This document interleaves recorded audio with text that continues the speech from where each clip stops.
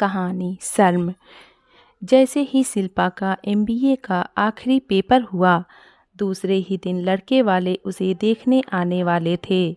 उसके मामा जी ने यह रिश्ता बताया था। उन्होंने बताया था कि परिवार में सभी का स्वभाव बहुत ही अच्छा है, सभी लोग पढ़े लिखे हैं। लड़का प्रवीण डॉक्टर है एवं लड़के में कोई ऐब नहीं है। और सबसे बड़ी बात, लड़के की माँ बहुत ही सीधी है। वे 3 भाई और 1 बहन है। एक भाई और एक बहन की शादी हो गई है। छोटा भाई अभी पढ़ रहा है। किसी चीज़ की कोई कमी नहीं है। सबसे बड़ी बात, देखा भाला घर होने से सभी को लग रहा था कि यह रिश्ता हो जाना चाहिए। दूसरे दिन जब लड़के वाले शिल्पा को देखने आए, तो जैसे ही वे लोग कार से उतरने लगे, तो घर के बड़े बुजुर्ग उनकी अगवानी के लिए कार तक गए। शिल्पा की मम्मी ने देखा कि लड़के की माँ और भाभी के सर पर पल्ला है। उन्होंने झट से अपने सर पर पल्लू लिया। शिल्पा की मम्मी सर पर पल्लू नहीं लेती थी।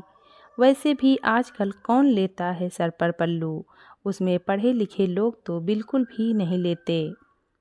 लेकिन उन्होंने सोचा कि लड़के वाले ये न समझे कि लड़की की माँ के सर पर पल्लू नहीं है। ये तो ज़्यादा ही आधुनिक है, कहीं शिल्पा भी, क्योंकि ज़्यादा आधुनिक लड़कियाँ परिवार बराबर नहीं संभालती। ऐसी ज़्यादातर लोगों की मानसिकता होती है। लड़के वालों को किसी प्रकार की कोई गलतफहमी न हो, इसलिए उन्होंने सर पर पल्लू लेने में ही भलाई समझी। शिल्पा बहुत ही सुंदर, सुशील और सर्वगुण संपन्न लड़की होने से उसे नापसंद करने का कोई सवाल ही नहीं था।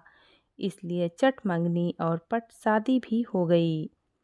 ससुराल में पहले ही दिन शिल्पा को महसूस हो गया कि ससुराल के लोग पढ़े लिखे और सभ्य तो हैं, लेकिन पुरानी मान्यताओं से बंधे हुए हैं।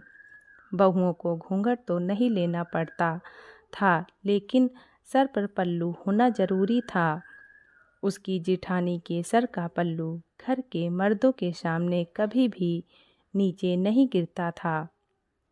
जीन्स टॉप में घूमने वाली शिल्पा को लगातार सर पर पल्लू संभालने में कठिनाई महसूस हो रही थी, लेकिन मम्मी ने समझा कर भेजा था कि अब वो ही घर तुम्हारा है।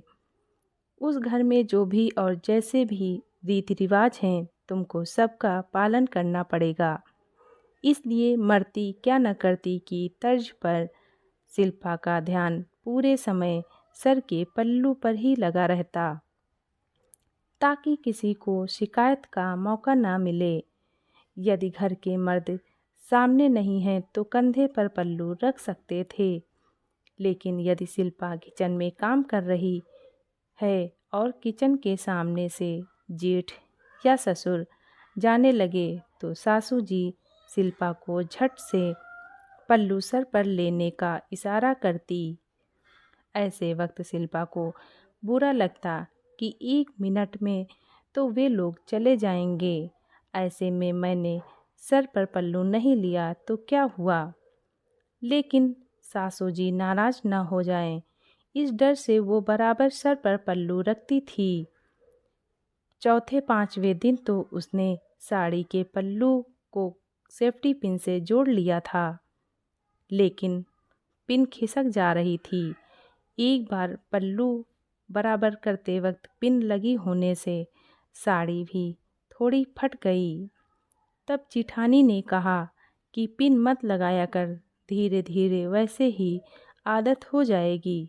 उसने प्रवीण से इस बारे में बात की तो उसने कहा, ये तुम लेडीज का आपसी मामला है, मुझे इन सब बातों से दूर रखो। वैसे भी तुम खुद पढ़ी लिखी हो, मुझे पूरा विश्वास है कि समस्या का समाधान तुम खुद निकाल लोगी।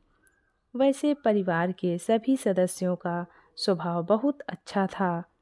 किसी ने भी लेन देन और शादी की व्यवस्था के बारे में कुछ भी मिन मेख नहीं निकाला, जबकि उन लोगों के मुकाबले शिल्पा गरीब घर से थी। शिल्पा सोचने लगी कि पति महोदय ने अपने आप को बहुत ही सरल तरीके से समस्या से अलग कर लिया। अब मुझे ही कुछ करना पड़ेगा। लेकिन वो अपनी सास को नाराज़ भी नहीं करना चाहती थी। शिल्पा ने देखा कि घर के सभी मर्द घर में घुटनों के ऊपर के छोटे छोटे बरमूडे पहनकर रहते हैं। ऐसे में ससुर जी और जेठ जी के सामने जाने में उसे बहुत शर्म महसूस होती। लेकिन वो ठहरी नई नई बहू, वो किसी को क्या बोल सकती थी। गर्दन और नज़र नीची करके वो चुपचाप अपना काम करती रहती। लेकिन उसके मन में लगातार मंथन चलता रहता कि ये कैसी रिवाज है कि बहू तो काम के वक्त भी सर पर पल्लू रखे और घर के मर्द घुटनों के ऊपर के छोटे छोटे बरमूडे में बहू के सामने खुलेआम घूमे। 15-20 दिनों के बाद की बात है। शिल्पा पकोड़े का घोल कर रही थी। उतने में ही ससुर जी किचन के सामने से जाने लगे। शिल्पा के हाथ बेसन से भरे होने से उसने सर पर पल्लू नहीं लिया। उसकी सास शिल्पा पे गुस्सा हो गई। ये क्या बहू, बड़े बुजुर्गों का कुछ मान सम्मान है कि नहीं? तुमने सर पर पल्लू क्यों नहीं लिया? मम्मी जी, मेरे हाथ भरे हुए थे तो मैं कैसे सर पर पल्लू लेती? जब तक मैं हाथ धोती तब तक तो पापा जी चले भी जाते। सर पर पल्लू लेने की एक्शन तो कर सकती थी। उन्हें ये तो लगता कि बहू सर पर पल्लू ले रही है।